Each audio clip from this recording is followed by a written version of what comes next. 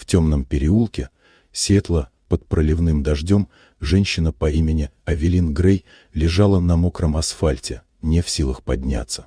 Ее лодыжка была вывернута, белый костюм измазан грязью, а дыхание сбивалось от боли и страха. Мужчина приближался, шаги размеренные, угрожающие. Но прежде чем он успел коснуться ее, из-за угла появился другой, высокий темнокожий мужчина с ребенком на руках.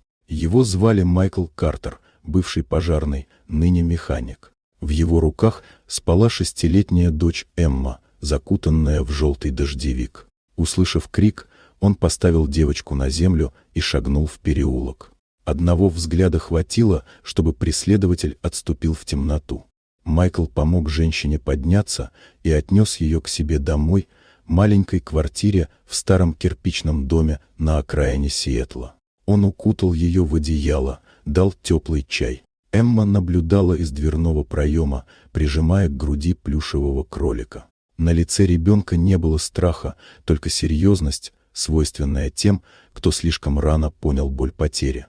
Авелин была не просто женщиной с улицы. Недавно она сбежала от жениха Джулиана Хёйдена, богатого руководителя технологической корпорации, где сама Авелин занимала высокий пост.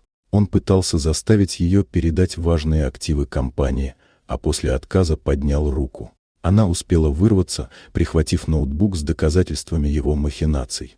В квартире Майкла она впервые за долгое время почувствовала безопасность. Ее жизнь, наполненная цифрами, контрактами и ложными улыбками, теперь свелась к тихому звуку дождя и запаху имбирного чая.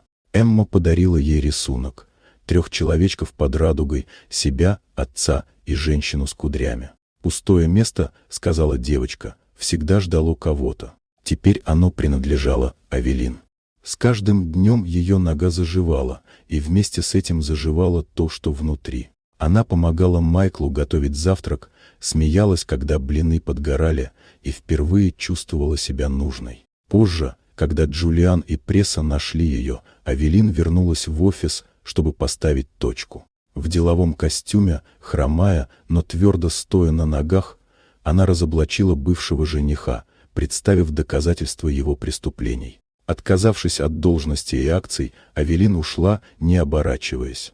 Она вернулась к Майклу и Эмме. На их балконе стояли глиняные горшки с цветами, маленький сад надежды.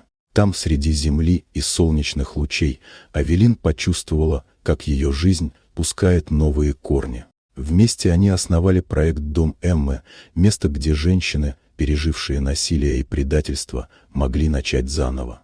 Майкл чинил, Эмма рисовала, Авелин писала письма поддержки. Их дом наполнился смехом и запахом свежеиспеченного хлеба. И однажды, когда солнце клонилось к закату, Эмма принесла рисунок: 3 держатся за руки перед садом. Подпись гласила: «Моя семья навсегда».